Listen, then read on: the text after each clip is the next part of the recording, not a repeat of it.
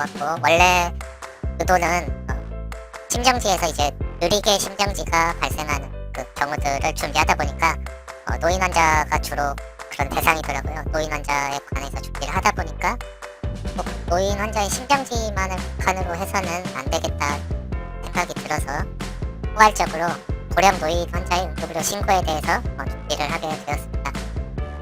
이 환자들은 이제 보통 신고가 될 때 의식이 처진다, 또 대화가 안 된다, 와상 환자다, 만성 질환자다, 그리고 장소가 요양원이나 요양병원에서의 신고, 식사를 계속 못한다, 전신 쇠약, 힘이 없다, 활력 징후가 이상하다, 산소과도가 낮다 등으로 주로 신고가 되고 있습니다. 현장 도착 시에 맥박과 호흡은 분명히 있는데 이런 몰폴로지를 하고 있습니다. 그러면 확실하게 호흡과 맥박을 확인하고 멘탈도 확실하게 확인해줘야겠죠. 신고자 같은 경우에도 그런 의학적인 지식이 좀 부족하신 분들, 요양보호사나 이런 사회복지사 이런 분들이기 때문에 호흡 유무로 심정지 판단이 좀 어려울 수가 있어요. 그래서 도착했을 때 좀 많이 악화돼 있거나 심정지가 있을 수 있으니까 최대한 장비는 많이 가져가는 게 좋습니다. 노인 응급환자에서 마주하기 쉬운 상황은 이제 환자 평가가 잘 이루어지지 않아 정보를 얻기 어렵습니다. 의식 확인이 부적절하게 된다거나 아니면은 요골 맥박이 없어서 혈압 측정이 되지 않는 경우가 있습니다. 그리고 맥박이 너무 약하고 사지로 혈류 순환이 잘 되지 않아서 혈압으로도 청진으로도 혈압 측정이 잘 안 되고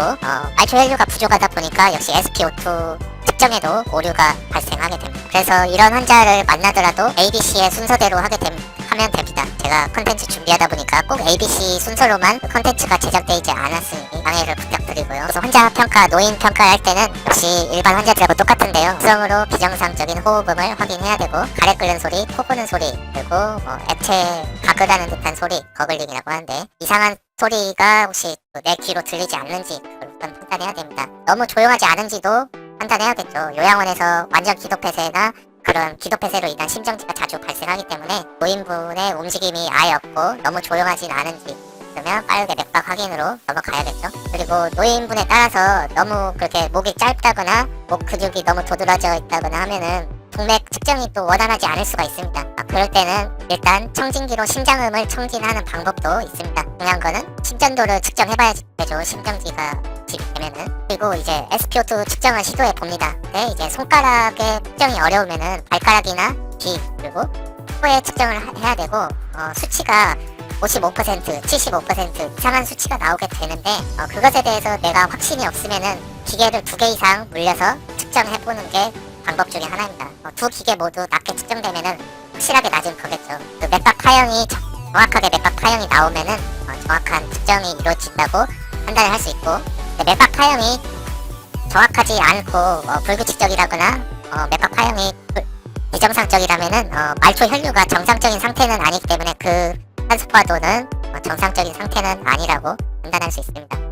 그리고 또 이제 SpO2로 판단하기 애매할 때는 안면이나 입술, 혀 등 창백하거나 청색질인지 확인하시고, 눈의 결막도 확인하시는 게 방법 중에 하나겠는데 어디까지나 이상적인 거고, SpO2의 객관적인 그 수치를 최대한 얻어내는 게 좋은 방법입니다. 환자의 의식을 판단할 때는 통증 자극 전에 언어 자극으로 이제 환자가 대답하는지 깨어나는지 별로 보아야 됩니다. 이제 보통 어르신 눈 떠봐요, 어르신 눈 떠보세요 해서 눈을 떠보게 만드는 게 그 방법인데, 노인 환자에서는 청력 감소가 흔할 수 있기 때문에 언어 자극으로 반응이 좀 더딜 수가 있습니다. 그리고 멘탈 체인지나 의식이 처진다, 어르신 처지신다 이런 경우에는 통증 자극을 강하게 주어서 의식을 정확하게 평가하는 게 좋은 방법이겠습니다.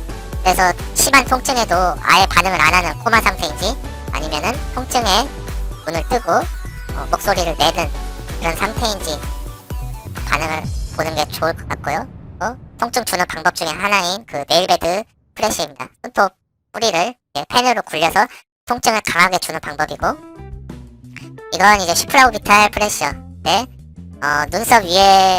눈썹의 한 3분의 1 정도 움푹 패인 부분이 있어요. 거기에 신경이 지나가기 때문에 이곳을 강하게 문지르면은 통증을 강하게 느끼게 됩니다.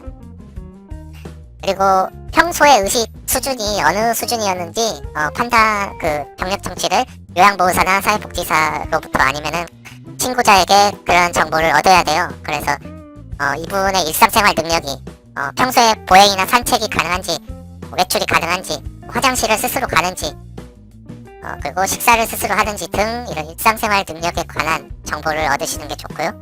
그래서 베드라이든의 여부도 확인을 해야겠죠. 화장실을 스스로 가는지 아니면은 안에 간이 화장실을 돕고 이렇게 일을 보시는지 아니면은 기저귀로 생활을 누워서 하시는지 이런 게 좀 중요할 것 같고, 이런 일상생활 능력을 객관적으로 표현하기가 조금 애매해요. 그래서 TPC 점수로 객관적으로 일상생활 능력 점수를 표현할 수가 있습니다.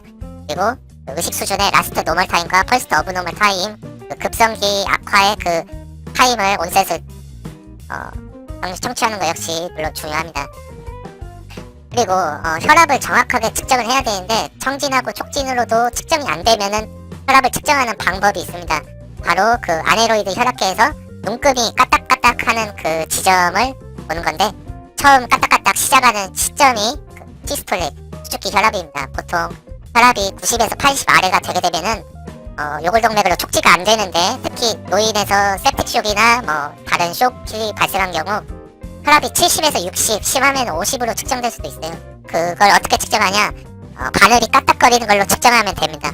그래서 요골동맥이 꼭 촉지되지 않더라도 70이나 80 이런 데에서 바늘이 까딱거리면은 그게 시스톨릭이구나 판단을 하시면 되겠습니다. 그리고 노인에서 체온과 혈당 역시 중요하고, 체온이 중요한 이유는 감염이 노인에서 흔하기 때문이죠.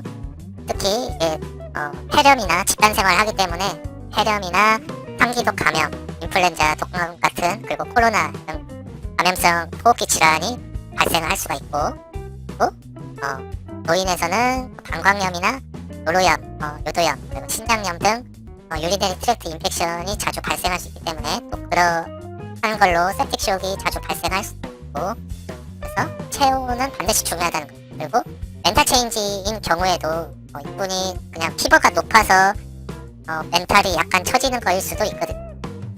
체온은 반드시 중요하다는 거. 응급처치입니다. 이제 아까 육성으로 기도 소리가 나면은 응급이라고 했죠. 그래서 후두경으로 구강이나 인후두 이물질을 확인하고, 이물질은 구토, 침, 가래, 혈액, 음식물들이 되겠습니다. 확인하고 필요하면은 석션을 해야겠습니다. 후두경으로 굳이 확인을 안 해도 블라인드 석션을 실시할 수 있대요.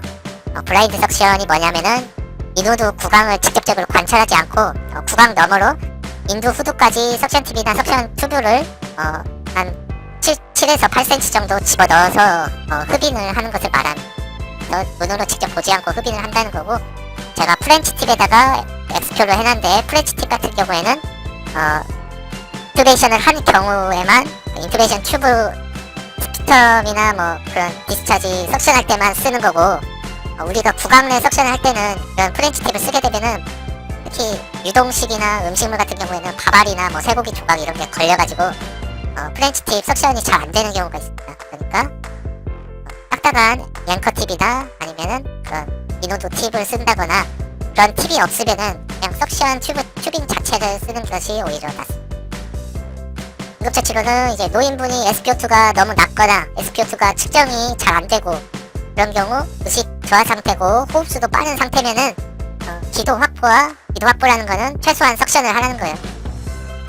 에어웨이까지 넣으면 좋은데, 에어웨이까지 안 넣더라도 석션은 한 상태에서 산소 공급을 산소 모두 유지하면서 구급차로 이동하는 것을 추천을 드립니다. 현장에서 아무것도 안 하고 석션도 안 하고 산소 마스크 공급도 안 하고 구급차에 가서 응급처치를 해야겠다, 구급차로 들어가서 환자 평가를 해야겠다 하면은 5에서 10분 사이에 심정지가 발생할 수 있거든요. 그래서 현장에서부터 석션을 하고 산소를 충분히 공급하라는 겁니다. 그래서 정리하면은 항상 출동할 때 AED와 청진기, 석션기, 휴대용 산소, CPR 가방, 기도 확보 장비를 필수적으로 챙겨가야 하고, 의식과 ABC, 바이탈 사인, ABC 응급처치에 집중하는 게 노인 환자 응급처치에서 환자를 놓치지 않고 제대로 평가하는 방법이겠습니다. 그리고 SpO2가 측정 안 되고 의식저하 상태이면 기도 확보, 산소 공급, 응급처치를 진행하고 구급차로 이동을 해야 됩니다. 불필요한 NS 노딩, IV 잡기보다는 석션을 반드시 시행하고, 에어웨이 확보, 그리고 구토 공급 아니면은 벤틸레이션 이 우선입니다. 그래서 의식 없는 모든 환자에는 AD 모니터링, 심전도 모니터링을 하고, 활력증을 모니터링, 그리고 심장 폐음을 측정 들어서 이상이 없는지 확실히 확인하고, 그리고 혈당을 기본적으로 측정하는 겁니다. 척빈이라고 다시 척빈이라고 하가 되는데, 그리고 심장음을 폐음을 청진하는 거는 놓칠 수 있는 심정지를 다시 한번 확인하라는 거예요. 심장음에 뭐 잡음을 들어서 여러분들이 뭐 2000판이나 3000판 뭐 대동맥판에 뭐 잡음을 들어서 여러분들이 뭐 리거지테이션이 있는 뭐 그런 걸 판단하라는 게 아니라, 심장음을 청진하는 거는 많이 멘탈이 악화된 환자에서 심장 정지를 놓치지 않게 에이펙스에서 한번 심장이 확실히 뛰는지 들어보라는 거고, 혈당 측정을 통해서 저혈당을 반드시 확인하고, 아까 말했지만은 기존의 병력을 청취하고 일상생활 능력 그리고 인적사항을 파악하고 가족에게 연락을 해야겠고, 마스트 노멀 타임과 기존의 일상생활 능력을 CPC 점수로 표현하고